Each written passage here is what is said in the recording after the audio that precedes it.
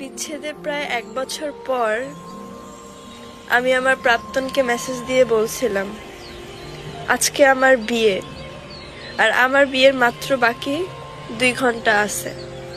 আপনার যদি শেষবারের মতো কিছু বলার থাকে তাহলে আপনি আমার সাথে দেখা করতে পারেন। এরপর আমি আমার বিয়ের শেষ মুহূর্ত পর্যন্ত তার জন্য অপেক্ষা করেছিলাম, তবে সে আসেনি।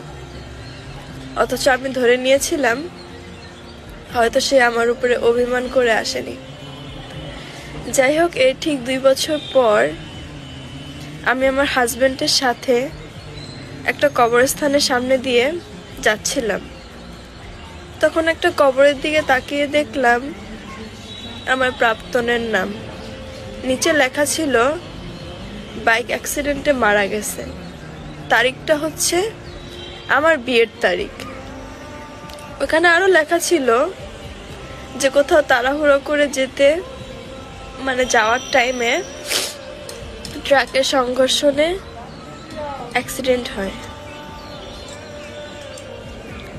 অথচ আমরা সত্যিটা না জেনে কত মানুষের উপরে অভিমান করে থাকি।